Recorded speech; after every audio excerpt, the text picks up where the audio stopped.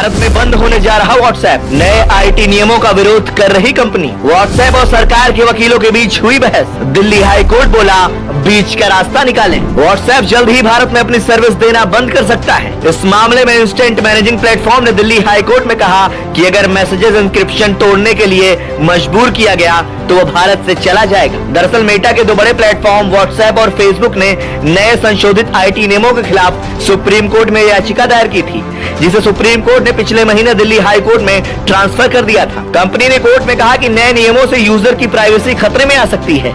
आपको बता दें कि मामले की सुनवाई हाई कोर्ट के एक्टिंग चीफ जस्टिस मनमीत प्रीतम सिंह अरोड़ा की बेंच कर रही है।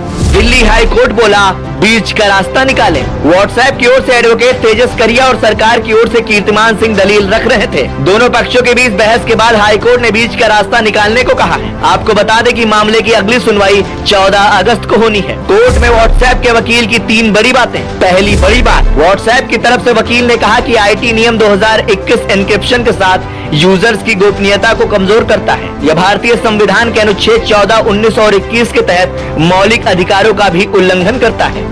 दूसरी बड़ी बात, वकील ने अपनी दलील में कहा कि दुनिया में कहीं और ऐसा कोई नियम नहीं है, ब्राजील में भी नहीं है। यह नियम उपयोगकर्ताओं की गोपनीयता के खिलाफ है और नियम बिना किसी परामर्श के पेश किया गया था। तीसरी बड़ी बात, हमें एक पूरी श्रृंखला रखनी होगी और हमें नहीं पता कि किन मैसेज को सरकार मांग सकती है। इसका मतलब है कि करोड़ों मैसेज वर्षों तक स्टोर करना मुश्किल होगा। आखिर क्या है end to end encryption? End to end encryption एक कम्युनिकेशन सिस्टम है जिसमें मैसेज भेजने वाले और मैसेज रिसीव करने वाले के अलावा कोई अन्य शामिल नहीं होता है। यहाँ तक कि कंपनी भी एंड टू एंड इंक्रिप्शन से यूजर्स के मैसेज नहीं देख सकती। व्हाट्सएप ऐसे करता है मैसेज का इंक्रिप्शन। इंक्रिप्शन के लिए व्हाट्सएप आपके मैसेज डेटा को कॉम्प्लेक्स कंप्यूटर कोड में बदल देता है। इस मैसेज को वही डिक्रिप्ट कर सकता है जिसके पास सही एक्सेस होता है।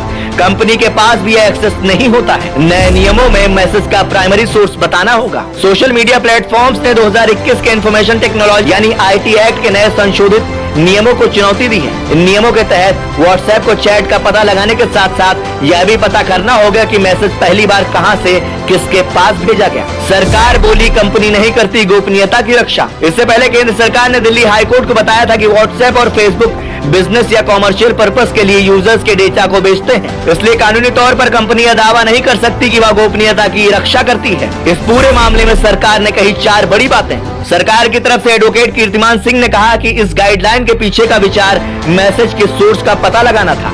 वैसे भी समय के अनुसार मैसेज को ट्रेस करने का कोई मैकेनिज्म होना ही चाहिए। सरकार ने कहा कि व्हाट्सएप भारत में यूजर्स को किसी भी विवाद समाधान का अधिकार देश के अंदर नहीं देती है।